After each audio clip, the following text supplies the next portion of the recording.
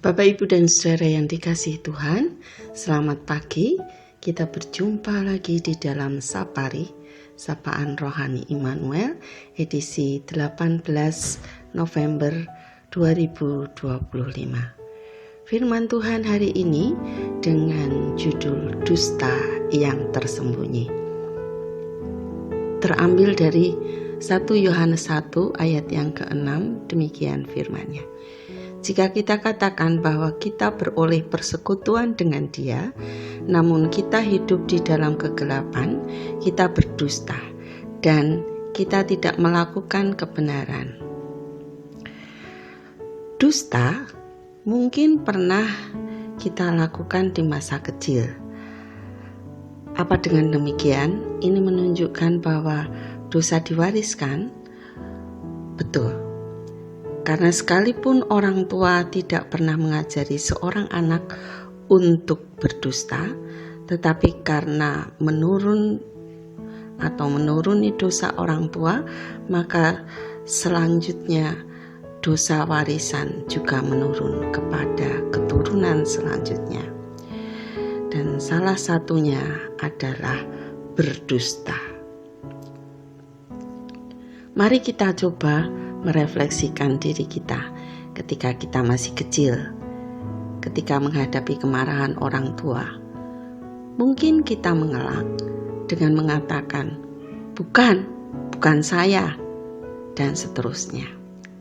Tetapi hati kita pasti akan berkata, aku telah berbohong. Berbohong atau berdusta sebenarnya adalah upaya untuk menyembunyikan dosa.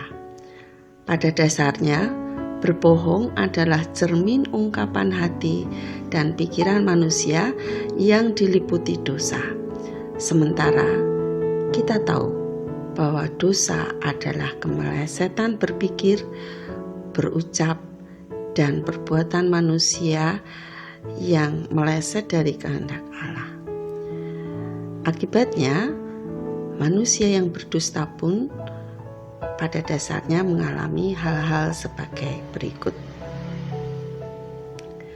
Yang pertama, hidup dalam kegelapan karena tak ada terang, dan sekalipun berusaha mencapai terang itu, namun ia akan terus berbohong.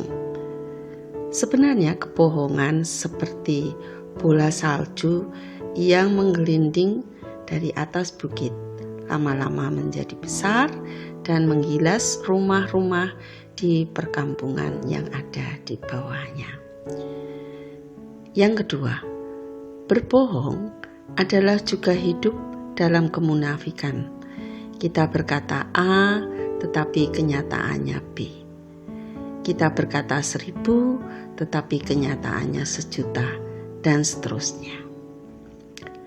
Yang ketiga, komunitas orang berbohong adalah orang-orang yang hidupnya juga saling membohongi. Lupa bahwa Allah melihat sampai kedalaman hati dan Allah sungguh sangat tidak berkenan bila kita berbohong. Ingat kisah di Kejadian 3 tentang Adam dan Hawa yang pertama kali jatuh di dalam dosa. Juga ada di dalam Kisah Rasul 5 ayat 1-11 tentang Ananias dan Safira yang telah berbohong kepada Rasul Petrus. Dua perikop tersebut menceritakan kebohongan-kebohongan yang pernah dilakukan manusia dan yang menjadi pelajaran bagi kita bahwa betapa seriusnya Allah sangat tidak berkenan dengan dusta atau kebohongan-kebohongan.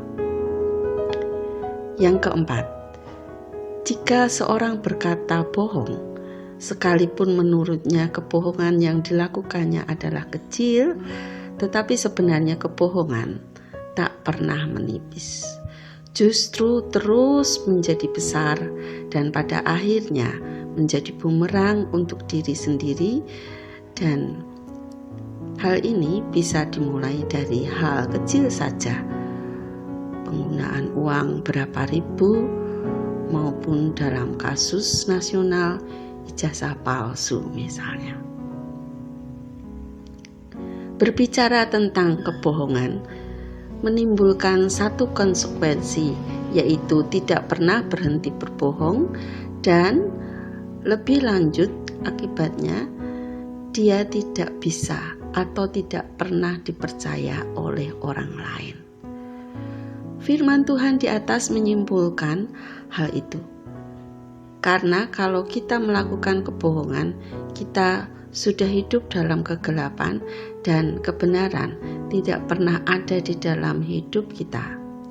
Selama kita berbohong dari awal dan belum pernah kita mengakuinya di hadapan Tuhan maupun manusia, itu adalah sebagai dosa kita.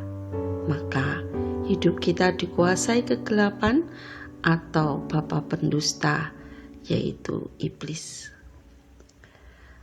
Sebagai seorang Kristen atau pengikut Kristus, kita pasti sadar satu tindakan apapun itu, selain diri kita pribadi, ada pribadi lain yang Maha Tahu, yaitu Allah yang melihat jauh di kedalaman hati.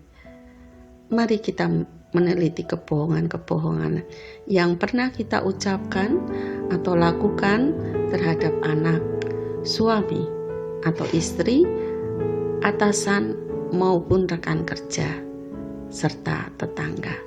Bahkan mungkin kita mencoba untuk membohongi Allah. Marilah dengan tulus mengakuinya di hadapan Allah, seraya menyadari bahwa semua itu tidak ada manfaat atau artinya sama sekali. Bahkan bisa menjadi bom waktu yang akan meledakkan kita sendiri, juga melukai orang lain. Kiranya kita bisa melihat dengan lapang dada, melihat hidup dan dosa yang telah kita lakukan dan mengakuinya, serta memohon ampun atas dosa-dosa yang kita lakukan tersebut. Mari kita berdoa. Bapa di dalam surga, kami menyadari bahwa hidup kami ada di dalam dosa, dan seringkali dosa-dosa itu adalah dusta atau kebohongan yang sengaja kami lakukan. Tuhan, ampuni kami, sucikan kami, dan biarlah hidup kami mulai saat ini belajar untuk memuliakan nama-Mu. Terima kasih Tuhan, terpujilah nama-Mu. Di dalam nama Tuhan kami Yesus Kristus, kami sudah berdoa dan mengucap syukur. Amin. Tuhan Yesus memberkati kita semua.